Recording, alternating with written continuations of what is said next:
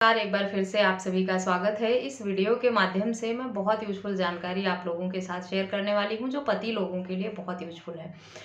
बदले हुए कानून में, जैसा कि हम सब जानते हैं, 1 जुलाई से बदला हुआ कानून लागू भी होने वाला है और बदले हुए कानून में पतियों के लिए मुश्किल बढ़ाने वाले जो सेक्शन है, वो एक तो 498 ए है और दूसरा आईपीसी 406 का है। 498 ए को अब सेक्शन 85 का नाम दिया गया है और 406 को 316 का नाम दिया गया है। ये दोनों कानून बदल गए हैं। 1 जुलाई से अब नए कानून के अंतर्गत मामले दर्ज होंगे। 498 ए में तो सिर्फ सेक्शन ही बदला है और कुछ भी नहीं बदला है। सिर्फ सेक्शन ही बदला है और किसी भी तरह का ना तो सजा में, जुर्माने में बदलाव हुआ है, ना कोई अन्य बदलाव किया गया है। लेकिन 406 में, जिसे अब 316 के नाम से जाना जाएगा, उसमें सजा बढ़ा दी गई। पहले 3 साल की सजा का प्रावधान था, वर्तमान में इसमें 5 साल की सजा का प्रावधान कर दिया गया है। तो बदले हुए कानून में अब 498 ए की जगह पत्नियां 316 के अंतर्गत मामला दर्ज कराएंगी, जो 406 के अंतर्गत पहले दर्ज कराया जाता था। स्त्री धन न लौटाने का, स्त्री धन छीन कर रख लेने का, जबरदस्ती स्त्री धन और पत्नी को जो मिला हुआ सामान है उस पर कब्जा कर लेने का, इस सब तरह के आरोप लगाकर पत्नियां पहले मामला दर्ज कराती थी। अब क्योंकि 498 से भी ज्यादा सजा और जुर्माने का प्रावधान इसमें किया गया है, सजा या जुर्माना या फिर दोनों से दंडित किया जा सकता है। टोटल 5 सेक्शंस को मिलाकर अब एक सेक्शन 316 बनाया गया है। 404 से लेकर 405, 6, 7, 8 और 9 को मिलाकर अब 316 को एक कर दिया गया है और अब इन सारे सेक्शंस के अंतर्गत जो मामले दर्ज किए जाते थे अलग अलग, उन्हें 316 के अंतर्गत ही दर्ज किया जाएगा। इसीलिए इसमें सजा और जुर्माने का प्रावधान जो है वो बढ़ाया भी गया है। तो पति लोगों के लिए टेंशन की बात यह है कि अब 498 ए से ज्यादा मिसयूज जो है वो स्त्री धन ना लौटाने का जो मामला है उसमें पत्नियां करेंगी, क्योंकि कहीं ना कहीं उनको मायके से मिला हुआ सामान, उनके कपड़े, ज्वेलरी, फर्नीचर और जो भी उन्हें सामान दिया जाता था वो सब वो साथ में लेकर तो जाती नहीं थी, सब यहीं छोड़कर जाती थी। ससुराल में ही लड़ाई झगड़ा करके चली जाती थी, कई बार नॉर्मली भी जाती थी और वहां जाकर उनका मूड चेंज हो जाता था और पति और ससुराल वालों के खिलाफ आरोप लगाकर झूठे मामले दर्ज करा देती थी। अब 498 ए से ज्यादा खतरनाक 406 होने वाला है बदले हुए कानून में, क्योंकि उसमें अधिक सजा और जुर्माना या फिर दोनों से दंडित करने का प्रावधान जो किया गया है। इसलिए पत्नियों को एक 498 ए से भी बड़ा हथियार मिल जाएगा। इसलिए पति लोगों को सावधान रहने की जरूरत है। अपने हक में इस तरह का सबूत बनाकर रखने की जरूरत है कि पत्नी झूठे मामले दर्ज ही ना करा पाए। इस वीडियो के माध्यम से मैं बताऊंगी कि पति अपने बचाव में ऐसा क्या करें कि पत्नी इस तरह के झूठे आरोप लगाकर मामला ना दर्ज करा पाए।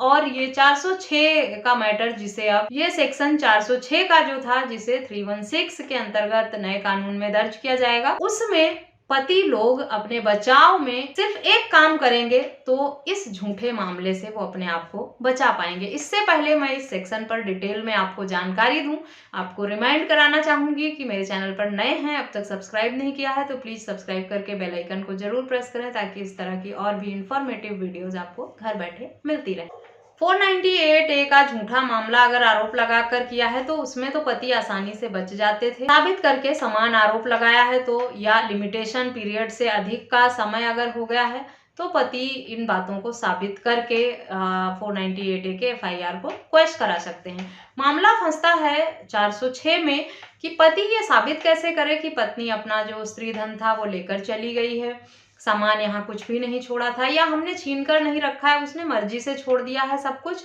और वो खुद लेकर नहीं गई है।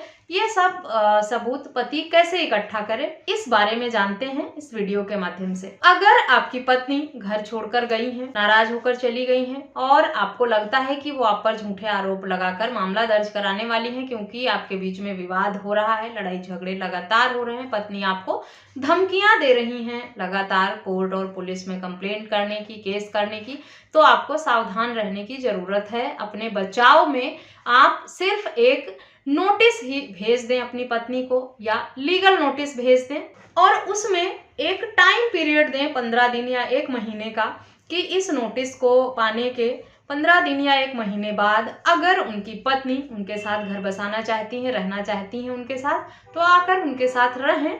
अन्यथा उनका जो भी बचा हुआ सामान है जो उनके घर पर रखा हुआ है, वो अगर चाहें तो उसे लेकर यहाँ से जा सकती हैं। ये उनकी इच्छा पर निर्भर करता है, आपको दबाव नहीं बनाना है, सिर्फ एक विकल्प लिखना है। चाहे आप किसी भी तरह का केस करें, सेक्शन 9 का केस करें तो, या आप लीगल नोटिस भेजें, या सिंपल आप खुद से एक नोटिस बनाकर पत्नी को भेजते हैं, तो उसमें भी इस बात का जिक्र जरूर कर दें कि या तो आप इतने दिनों के भीतर आकर मेरे साथ रहिए, घर बसाइए, या अगर आप अलग होना चाहती हैं तो आपका जो बचा हुआ सामान है मेरे घर पर रखा हुआ है, ये सामान है, उसकी पूरी लिस्ट बना दें नीचे कि इतना सामान आपका जो था वो मेरे घर पर रह गया है।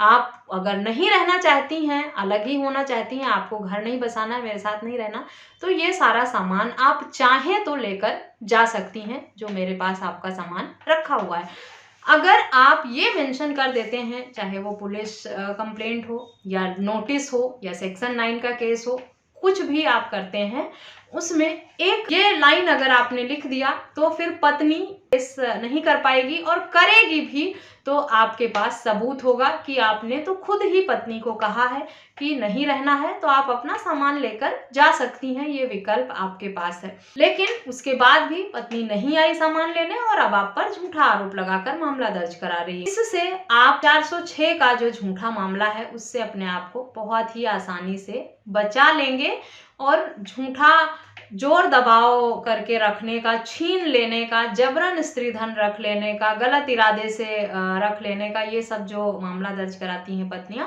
वो आपके खिलाफ दर्ज नहीं हो पाएगा। ध्यान रहे कि आपको किसी भी तरह का दबाव नहीं बनाना है। शिकायत लिखते हैं या केस करते हैं या लीगल नोटिस भेजते हैं, उसमें एक ऑप्शन के तौर पर आपको लिखना है, सिर्फ अपने बचाव के लिए, ताकि भविष्य में कोई भी ये कहकर कि आपने गलत इरादे से उनका सामान रख लिया, छीन लिया, चुरा लिया या जबरदस्ती रख लिया, ये आरोप आप पर ना लगे। ये 406 और 498 ए पर दी गई जानकारी जो है ये आपके लिए यूजफुल होगी।